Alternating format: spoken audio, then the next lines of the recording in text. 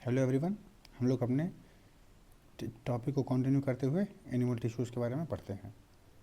When we breathe we can actually feel the movement of our chest. How do these body parts move? For this we have specialised cells called muscle cells. The contraction and relaxation of these cells result in movement. तो हम लोग जब हम लोग सांस लेते हैं तो वी फील कि हमारी जो चेस्ट है वो मूव कर रही है। वो जैसे ब्रीथ हम लोग जब रेस्पिरेशन प्रोसेस में जब हम लोग सांस अंदर लेते हैं तो हमारा चेस्ट जो है वो फूल जाता है, और जब एक्सहेल करते हैं तो जो चेस्ट है वो हमारा नॉर्मल पोजीशन पे आ जाता है। तो ये ऐसा मूवमेंट कैसे होता है और क्या कारण है? तो the contraction and relaxation of this cells result in movement. ठीक है, और वो सेल्स कौन से सेल्स होते हैं? वो मसल सेल्स होते हैं। अब वो कौन कौन से होते हैं देखते हैं। जैसे कि एक स्टमक होता है। स्टमक में ये देखिए एक सेल हुआ, इसको बोलेंगे स्मूथ मसल सेल्स होते हैं। तो ये क्वेश्चंस यहीं पे फ्रेम हो जाता है कि स्टमक में कौन से टाइप ऑफ सेल्स प्रेजेंट होते हैं।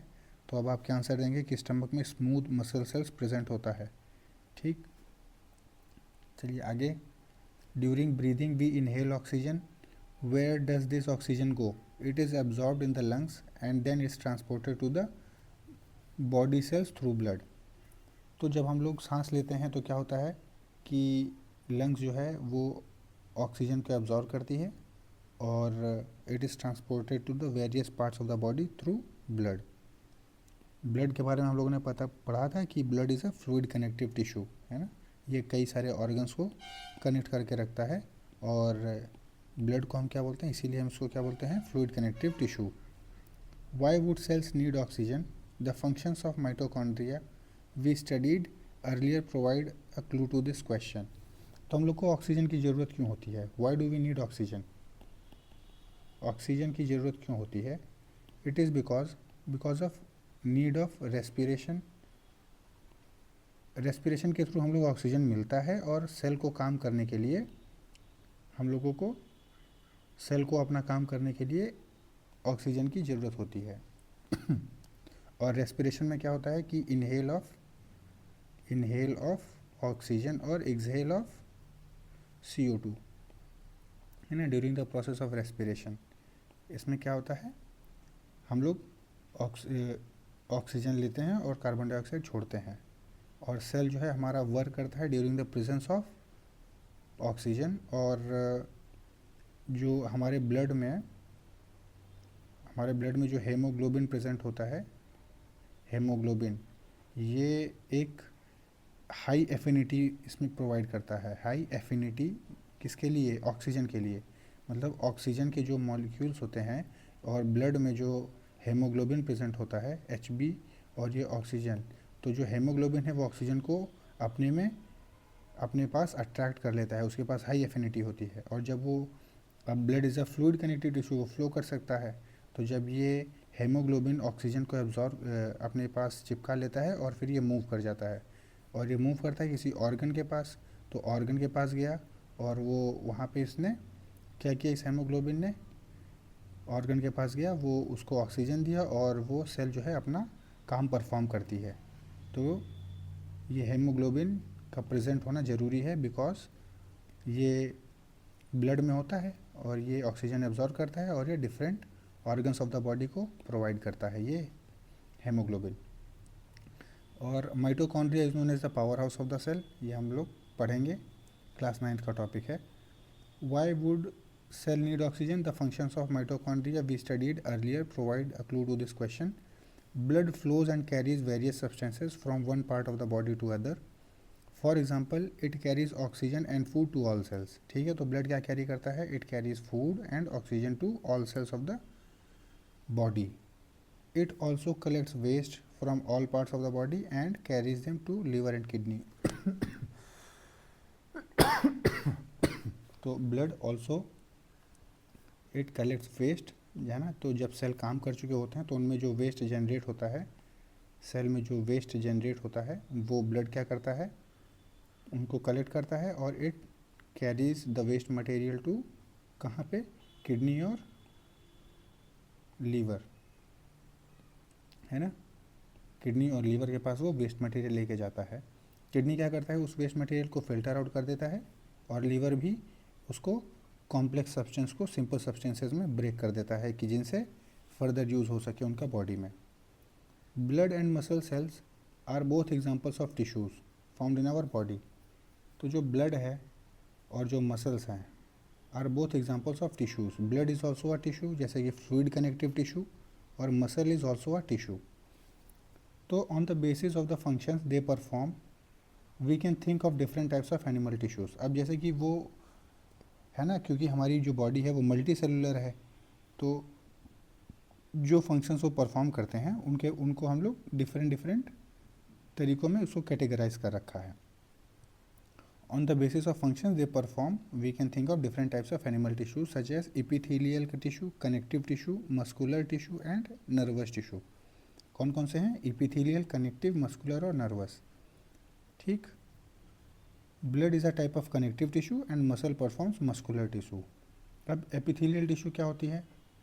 द कवरिंग और protective tissues in the animal body और एपिथेलियल टिश्यूज़, है ना। तो कवरिंग और protective tissues in the animal body, तो जो जैसे कोई बॉडी हमारे लोग जैसे स्किन हो गया, है ना, तो ये क्या करता है, एक बॉडी के ऊपर एक कवर सी प्रोवाइड कर रखी है इसने, तो it will be known as epithelial tissue. Epithelium covers most organs and cavities within the body. अब जैसे कोई ऑर्गन के ऊपर एक कोई कवरिंग है, लेयर है, तो उसको हम लोग क्या बोलेंगे? एपिथेलियल टिश्यू, है ना।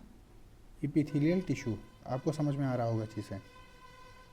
द स्किन अब क्या करते हैं? Epithelium cover most organs and cavities within the body. It also forms a barrier to keep different body system separate. तो एपिथेलियल टिश्यू, पहली बात तो उसने कवरिंग प्रोवाइड करी, और दूसरी चीज़ वो क्या करता है कि वो दूसरे किसी ऑर्गन से एक उसको सेपरेट कर देता है। जैसे कई सारे ऑर्गन्स अगर प्रेजेंट हैं तो कई सारे ऑर्गन्स के जो एपिथेलियल टिश्यू है वो एक बाउंड्री बना देंगे कि हमारा ऑर्गन यही है, और वो एक दूसरे से सेपरेट रखेंगे चीज़ों को, है ना। चलिए ठीक। The skin, the lining of the mouth, the lining of the blood vessels, lung alveoli and kidney tubules are made up of epithelial tissue. तो यहाँ पे मैंने शॉर्ट में लिखा था, देखिए, द स्किन और mouth, the lining of the blood vessels, है ना, लंग एल्वियोलाई और किडनी ट्यूब्यूल्स, ये सारी चीज़ें किन से मिलकर बनी होती हैं? एपिथेलियल टिश्यू से। ठीक है। The lining of the mouth, skin, mouth, blood vessels, lung alveoli और kidney tubules. Epithelial tissue cells are tightly packed and form a continuous sheet. देखिए ये टाइटली पैक्ड होते हैं, इसमें आप देख सकते हैं टाइटली पैक्ड हैं और एक कॉन्टिन्यूअस शीट बनाते हैं, है ना। या ऐसे समझ लीजिए, एक कॉन्टिन्यूअस शीट होता है, एक टाइटली पैक्ड होते हैं। They have only a small amount of cementing material between them and almost no intercellular spaces. तो इनमें आप देख सकते हैं, सेल को जूम करिए तो देखिए इनमें कोई भी इंटरसेलुलर स्पेस आपको दिखने को नहीं मिलेगी, और ये एक कॉन्टिन्यूअस शीट है जो चली आ रही है। और ये एपिथेलियल टिश्यू कहाँ पे प्रेजेंट होती है? Lining of the skin, skin में प्रेजेंट होती है, lining of the mouth, blood vessels, lung alveoli और किडनी ट्यूब्यूल्स। ठीक। Epithelial tissues cells are tightly packed and form continuous sheet. They have only a small amount of cementing material between them and no intercellular spaces. Obviously, anything entering or leaving the body must cross at least one layer of the epithelium. As a result, the permeability of the cell of various epithelia play an important role in regulating the exchange of materials between the body and the external environment, also known as different parts of the body. तो जैसे ये जो epithelium cells होती है, ये जैसे हम लोगों ने देखा कि lining of the blood vessels कहाँ पे, अब हम आपको एक लंग का स्ट्रक्चर समझा रहे हैं। लंग के डायग्राम पे मत जाइएगा, बस ऐसे ही बना रहे हैं कि आपको समझ में आ जाए। जैसे ये लंग है, तो लंग में एक एल्वियोलाई होता है। अब यहाँ पे हम सिंपल कर दे, चलिए एक बार ये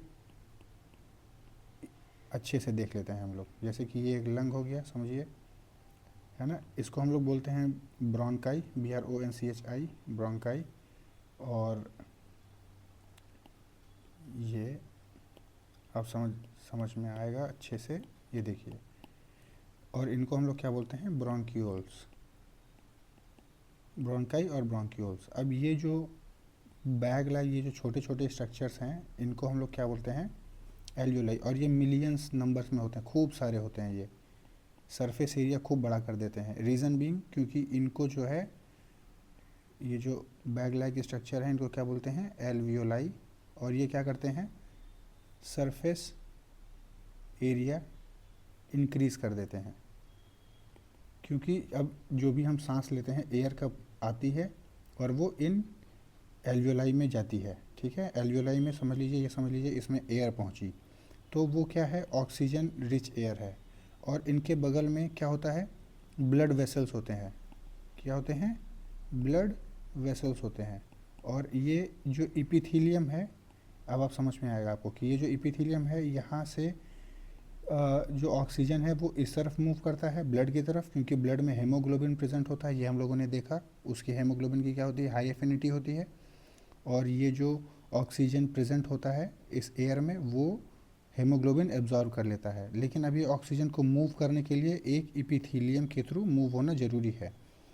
तो ये जो ब्लड वेसल्स है और इसमें जो ऑक्सीजन प्रेजेंट है वो एक इपिथीलियम को क्रॉस करके ब्लड में आज के फ्लो हो जाती है। और ब्लड में क्या होती है, जो कार्बन डाइऑक्साइड एक्सेस में प्रेजेंट होता है वो वापस से एल्वियोलाई में चला जाता है। और फिर जब हम लोग एक्सहेल करते हैं तो यही कार्बन डाइऑक्साइड वापस हमारे नोज़ के थ्रू होते हुए बाहर चला जाता है, ठीक है। तो ये आप लोग समझ आ गए होंगे कि जो ब्लड वेसल्स है उनमें जो इपिथीलियम है वो जैसे ट्रांसपोर्ट ऑफ मटेरियल्स में हेल्प करने के लिए इपिथीलियम का एक लेयर से पास होना ज़रूरी होता है। जैसे कि ऑक्सीजन का और ब्लड में, ऑक्सीजन और ब्लड में जो मूवमेंट होता है, ये एक एग्जांपल है, ठीक। तो as a result the permeability of the cell various epithelia play an important role in regulating the exchange of materials between the body and the external environment, also between different parts of the body. Regardless of the type, all epithelium usually separated from the underlying tissue by an extracellular fibrous basement membrane. तो separated from, वो separate होते हैं, एक underline tissue होती है epithelium के नीचे जो प्रेजेंट होती है, by an extra cellular fibrous basement membrane, है ना, एक मेम्ब्रेन प्रेजेंट होती है जिनसे वो सेपरेट करती है। Different epithelia show different structures that correlate with their unique functions. तो अब डिफरेंट टाइप्स ऑफ एपिथेलियम होती हैं, जैसे अब आपने इसमें देखा कि एक कॉन्टिन्यूस शीट बना दी है, कहीं पे एपिथेलियम का स्ट्रक्चर कुछ दूसरा होगा क्योंकि उनको फंक्शन को दूसरा करना होगा, ठीक है। तो for example in cells lining blood vessels of lung alveoli, देखिए अभी हम लोगों ने पढ़ा कि cell linings of blood alveoli where transportation of substances occurs through a selectively permeable membrane. There is a simple flat kind of epithelium. This is called the simple squamous epithelium. और वहाँ पे जो हम लोगों ने यहाँ देखा, ये जो ब्लड लाइनिंग के बारे में, ये तो यहाँ पे कौन सी इपिथेलियम प्रेजेंट थी, है ना, एक तो पहली बात की वो सिलेक्टिवली परमिएबल थी। सिलेक्टिवली परमिएबल का मतलब कि एक ऑक्सीजन के लिए ही सिर्फ वहाँ पे एब्जॉर्प्शन था और CO2 ही यहाँ पे जा सकता है, मतलब सिर्फ कुछ ही गैसेज हैं जो मूव कर सकती हैं, उसके लिए उनको शब्द क्या यूज़ किया गया, सिलेक्टिवली परमिएबल। और जो टिश्यूज़ प्रेजेंट थी वो कौन थी, squamous epithelium tissue, squamous epithelium tissue present थी वहाँ पे, ठीक। स्क्वैमस मीन्स स्केल, और ये लंग के ब्लड वेसल में प्रेजेंट है। अब देखिए अगर कई सारी इपिथेलियम टिश्यूज़ ऐसे बन जाएं तो एक लेयर सी बना लें, है ना, ये उनको हम लोग क्या बोलेंगे, स्ट्रैटिफाइड स्क्वैमस इपिथेलियम। देखिए एक लेयर सी बन गई है, यहाँ पे दिखाई दे रहा होगा आपको, तो ये क्या है, ये स्ट्रैटिफाइड स्क्वैमस। अब ये देखिए एक क्यूब सा स्ट्रक्चर इसने ऑक्यूपाई कर रखा है, तो इसको हम लोग क्या बोलेंगे, क्यूबॉइडल इपिथेलियम टिश्यू, ठीक। और एक और होता है कॉलमनर सीलिएटेड। कॉलमनर सीलिएटेड मतलब जैसे एक ऐसे कॉलम बना ले, जो सेल्स हैं वो एक ऐसे कॉलम स्ट्रक्चर बना लें, तो इनको हम लोग क्या बोलेंगे, एक कॉलमनर या सीलिएटेड टिश्यू, इपिथेलियल टिश्यू। अब ये कहाँ कहाँ पे प्रेजेंट होते हैं, स्क्वैमस है, स्ट्रैटिफाइड है, क्यूबॉइडल है और कॉलमनर है, ये कहाँ कहाँ प्रेजेंट होते हैं। तो आप ये देखिए जैसे कि स्क्वैमस कहाँ प्रेजेंट होता है, लंग में और ब्लड वेसल्स में, हम लोगों ने ये देखा स्क्वैमस लंग और ब्लड वेसल्स। स्ट्रैटिफाइड कहाँ प्रेजेंट होता है? स्क्वैमस एपिथेलियम में। और जो क्यूबॉइडल है वो कहाँ प्रेजेंट होता है? किडनी ट्यूब्यूल्स और सलिवरी ग्लैंड्स। ये एग्जाम्स में पूछे जाते हैं कि कौन से जो है एपिथेलियम टिश्यू है वो कहाँ पे पाई जाती है। तो किडनी ट्यूब्यूल्स और सलिवरी ग्लैंड्स में क्यूबॉइडल, और कॉलमनर या सीलिएटेड मतलब सीलिया, और ये रेस्पिरेटरी ट्रैक्ट में पाई जाती है। ठीक, रेस्पिरेटरी ट्रैक्ट में सीलिया, जैसे कि जो लंग्स है उनमें सीलिएटेड एपिथेलियल टिश्यू पाई जाती हैं। Simple squamous epithelium cells are extremely thin and flat and form delicate lining. The esophagus and the lining of the mouth are covered with squamous epithelium. The skin which protects the body is also made of squamous epithelium. तो जो skin है हमारी, it is also made up of squamous epithelium. Skin epithelial cells are arranged in many layers to prevent wear and tear. तो जो skin की जो tissue है वो कई सारे लेयर में होती हैं, वो स्ट्रैटिफाइड स्क्वैमस एपिथेलियम टिश्यू होती है। To prevent wear and tear मतलब है ना, जो चोट लगती है हम लोगों में, तो ये थोड़ा बियर कर सके कि ज़्यादा डैमेज ना हो हमारी इंटरनल बॉडी को, तो वियर एंड टियर को ये प्रोटेक्ट करने के लिए स्ट्रैटिफाइड होती हैं, है ना, हमारी स्किन में जो कि प्रेजेंट होती है। Since they are arranged in a pattern of layers, the epithelium is called stratified squamous epithelium. When absorption and secretion occur as the inner lining of the intestine, tall epithelial cells are present. तो intestine में क्या होता है कि हमारा जो है food का एब्जॉर्प्शन होना होता है, तो फूड जब ज़्यादा सेल्स के कांटेक्ट में आएंगे तो फूड का एब्जॉर्प्शन ज़्यादा बेटर हो पाएगा। तो उसमें क्या होता है कि columnar meaning pillar like epithelium facilities movement, pillar like जो है सेल्स प्रेजेंट होते हैं, है ना, एपिथेलियल टिश्यूज जो कि फूड के एब्जॉर्प्शन को क्या करते हैं? हेल्प करते हैं। ठीक है, सरफेस एरिया इंक्रीज़ हो गया तो जो फूड इसमें फ्लो कर रहा है तो वो ज़्यादा कॉन्टैक्ट्स में आएगा और ज़्यादा बेटर एब्जॉर्प्शन हो पाएगा। तो वो क्या होते हैं? Columnar epithelial tissue. तो epithelium facilitates movement across the epithelial barrier. In the respiratory tract, the columnar epithelial tissue also have cilia, which are hair-like projections on the outer surface of the epithelial cells. These cilia can move, and their movement pushes the mucus forward to clear it. अब जैसे जो हमारे respiratory tract है, जैसे कि ये lung है, lung के जो पैसेज है उसमें क्या प्रेजेंट होता है? सीलिया प्रेजेंट होता है। और ये सीलिया क्या काम करती है कि ये जो म्यूकस आ जाता है वो म्यूकस को आगे, म्यूकस क्या होता है? कि स्टिकी सब्सटेंस होता है। स्टिकी सब्सटेंस होता है कि जैसे जो डस्ट पार्टिकल्स हैं, जब हम लोग इनहेल करते हैं तो जो डस्ट पार्टिकल्स हैं वो जब हमारे रेस्पिरेटरी ट्रैक्ट के थ्रू हमारे लंग्स की तरफ जा रहे होते हैं तो वो म्यूकस में क्या होते हैं? वो चिपक जाते हैं और वो फर्दर जो है बॉडी को हार्म ना पहुंचाएं और वो वहीं पे म्यूकस में स्टिक हो गए। और हम लोग जब म्यूकस को बाहर निकालना होता है तो बाय द हेल्प ऑफ सीलिया जो टिश्यू है उसके मदद से वो म्यूकस मूव हो जाता है और हम लोग के बॉडी से वो बाहर चला जाता है, जैसे कि नाक के थ्रू बाहर चला जाता है, या हम लोग है ना स्पिट करते हैं कभी तो वो म्यूकस के थ्रू बाहर चला जाता है डस्ट पार्टिकल्स। तो this type of epithelium is the ciliated columnar epithelium. उनको क्या बोलते हैं? Ciliated columnar epithelium. Cuboidal epithelium क्या होता है? With cube shaped cells form lining of the kidney tubules and ducts of salivary glands. तो क्या होती हैं? क्यूबॉइडल एपिथेलियम कहाँ प्रेजेंट होता है? Lining of the kidney tubules और ducts of salivary glands. where it provides mechanical support. Epithelial cells often acquire additional specialization as gland cells, which can secrete substances at the epithelial surface. Sometimes a portion of the epithelial tissue folds inward and a multicellular gland is formed. This is called glandular epithelium. तो cuboidal epithelium कहाँ present होता है? Kidney tubules में और salivary glands में। और कभी कभी क्या होते हैं कि ये जो क्यूबॉइडल ग्लैंड है ये एक ऐसा फोल्ड इंटरनली फोल्ड हो जाते हैं और इनको हम लोग क्या बोल देते हैं? Glandular epithelium. यही ये लाइन कहना चाह रही है ना, फोल्ड इनवर्ड।